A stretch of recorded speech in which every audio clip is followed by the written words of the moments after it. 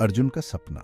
एक छोटे से गांव में अर्जुन नाम का एक लड़का रहता था। अर्जुन बहुत होशियार था। उसे नई नई चीजें सीखने का बहुत शौक था। उसका एक ही सपना था, पढ़ लिख कर बड़ा आदमी बनना। लेकिन गरीबी बीच में दीवार बन जाती थी। गांव में एक ही स्कूल था, वो भी बहुत दूर। अर्जुन के माता पिता बहुत काम करते थे, पर इतना ही कमा पाते थे कि घर चल सके। अर्जुन उदास रहने लगा। उसे समझ नहीं आ रहा था कि वह अपना सपना कैसे पूरा करेगा। क्या होगा उसके सपनों का। मेले में मुलाकात। एक दिन गांव में मेला लगा। अर्जुन भी मेला देखने गया। मेले में बहुत भीड़ थी। तरह तरह की दुकानें सजी थीं। अचानक अर्जुन की नजर किताबों की दुकान पर पड़ी। वह दुकानदार से किताबों के बारे में पूछने लगा। दुकानदार एक बूढ़े दादाजी थे। उन्होंने अर्जुन की बातें ध्यान से सुनी। दादाजी को अर्जुन पर बहुत दया आई।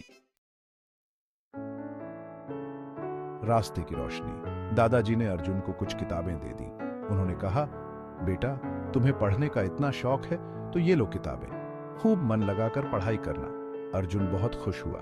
उसने दादाजी का बहुत बहुत धन्यवाद किया। अब अर्जुन के पास पढ़ने के लिए किताबें तो थीं, लेकिन रास्ते में अभी भी मुश्किलें थीं। उसके पास लैंप नहीं था जिसकी रोशनी में वह रात को पढ़ाई कर सके।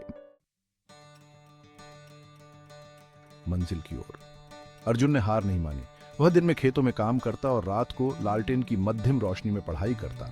धीरे धीरे वह पढ़ना लिखना सीख गया। उसने बहुत मेहनत करी और अपनी पढ़ाई पूरी की। अब अर्जुन बड़ा हो गया था। वह एक शिक्षक बन गया था। वह गांव के बच्चों को पढ़ाता था। उसे अपने काम से बहुत खुशी मिलती थी।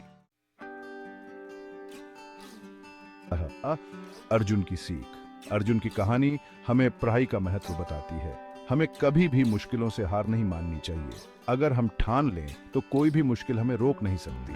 अर्जुन की कहानी हमें दूसरों की मदद करने की प्रेरणा भी देती है। जिस तरह दादाजी ने अर्जुन की मदद की, उसी तरह हमें भी जरूरतमंद लोगों की मदद करनी चाहिए।